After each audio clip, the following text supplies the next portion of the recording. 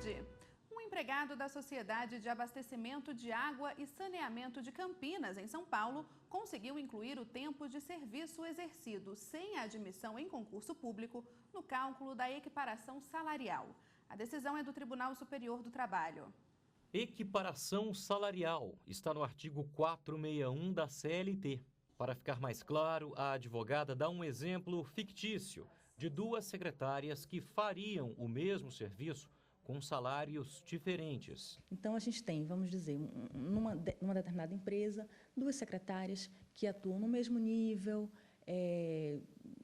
de diretoria, mesma carga horária, trabalham fazendo exatamente as mesmas tarefas. Tá? Se uma ganha R$5.000 e a outra ganha R$3.000 e elas executam um trabalho igual, no mesmo lugar, da mesma forma, com a mesma competência, em tese, essa diferença salarial não seria possível, porque seria uma discriminação, já que elas trabalham igualmente. Para pedir equiparação salarial, o empregado deve apresentar provas como contra-cheques e depoimentos de testemunhas. A Justiça do Trabalho concedeu equiparação salarial a um empregado público de Campinas, em São Paulo, que trabalha no regime de CLT.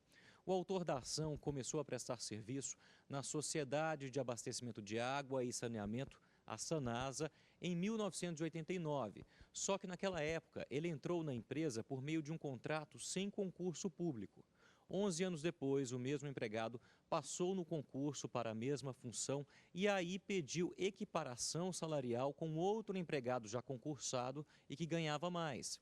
A empresa alegou então que o contrato anterior ao concurso público era nulo. Por isso, o empregado, autor da ação, não merecia a equiparação salarial. O caso veio a julgamento na 7ª turma do TST, depois que o TRT de Campinas atendeu ao pedido do trabalhador, levando em conta a experiência que ele adquiriu durante o tempo em que ficou naquela função. Mesmo com a alegação da empresa de que o contrato anterior seria nulo pela falta do concurso, a 7ª turma também considerou válida a experiência adquirida na função para manter a decisão do TRT e conceder a equiparação salarial. E o que o tribunal disse? O tribunal disse o seguinte, que não importa se esse empregado teve o primeiro contrato dele com o serviço público declarado nulo. O que importa é que o tempo que ele vivenciou naquela função, mesmo em contrato nulo, ele deve ser considerado para efeito de equiparação salarial. Ou seja,